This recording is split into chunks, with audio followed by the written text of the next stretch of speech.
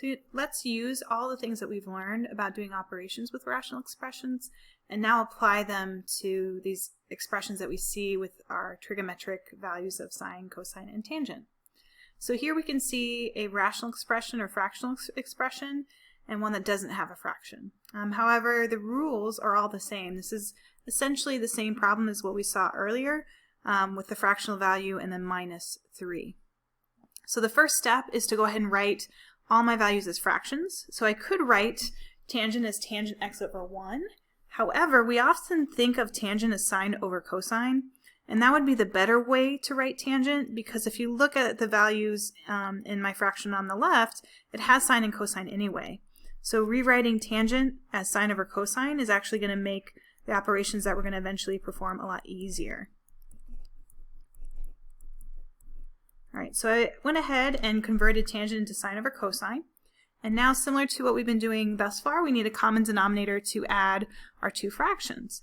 So my fraction on the right is missing the denominator of 1 plus sine x. So I'm going to multiply that to the top and bottom. And my first fraction is missing the denominator of cosine x. So I'm going to multiply that to the top and to the bottom. So my first fraction will be cosine times cosine, or cosine squared of x. The denominator I'm going to leave in that factored form as we have been before, because we know that leaving in the factored form helps us simplify our final answer at the end. And then my sine x I can go ahead and distribute to each of my terms. So 1 times sine x is sine x.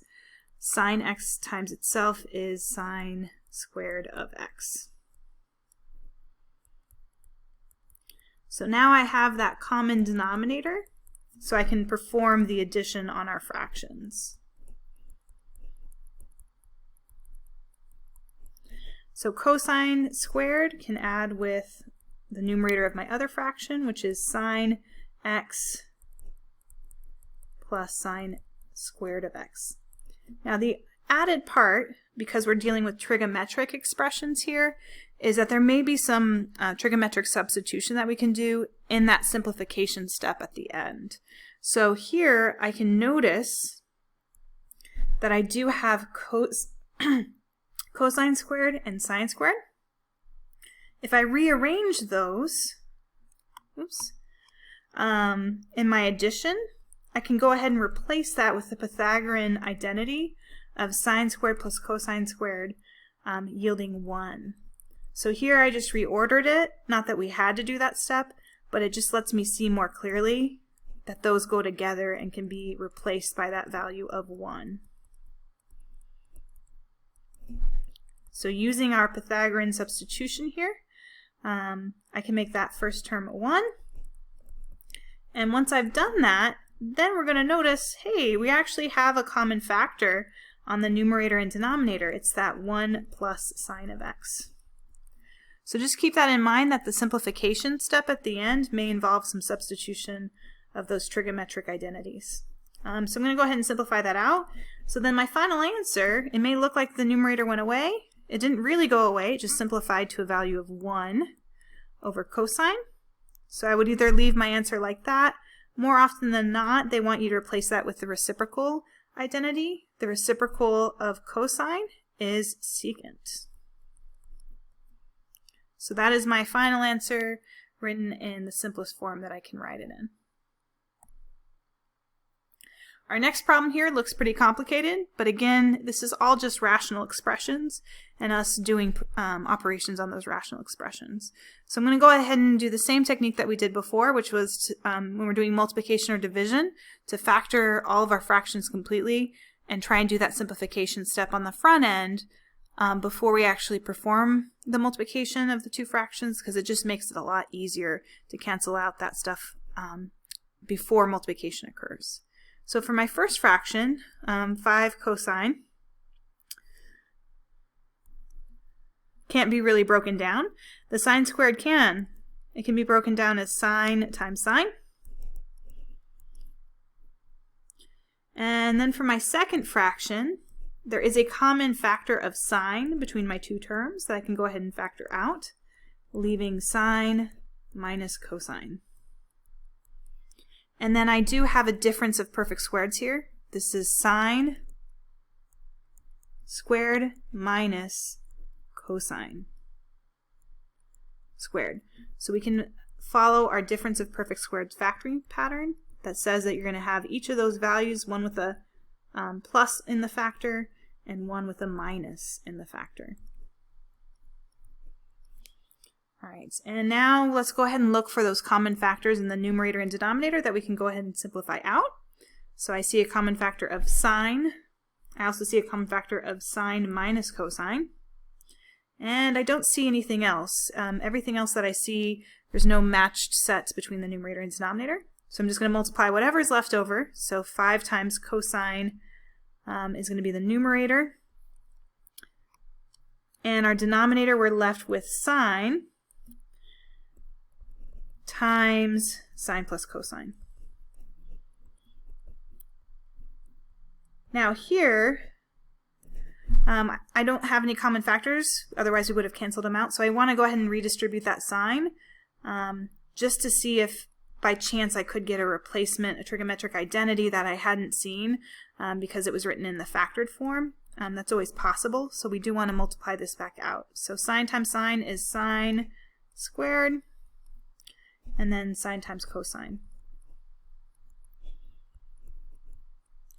So here I don't really see anything. It's not like I have the sine squared plus cosine squared still, like we had in our last problem. I don't really see anything offhand that might have this simplify.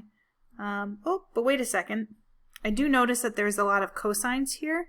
So that Pythagorean identity that we mentioned previously, the sine squared theta plus cosine squared theta equaling 1, you can rearrange it if you have just one of the squared values, either just sine or just cosine.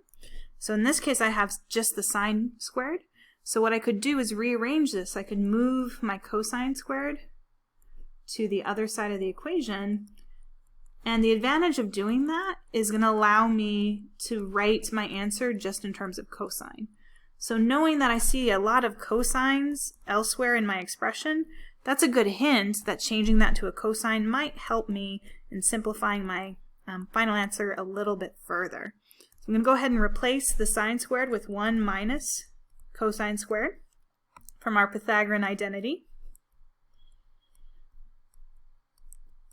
Okay, I'll leave that in green just so we can see it a little bit more clearly.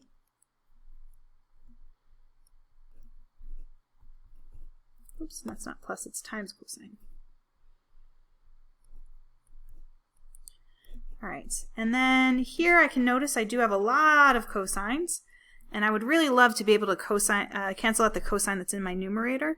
So I'm going to see if I can do something to go ahead and factor out the cosine.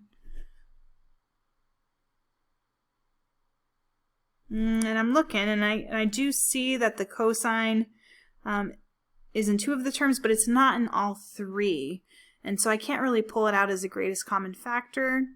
I also don't think that I can do anything because I have the sine left over in terms of factoring it as a trinomial either.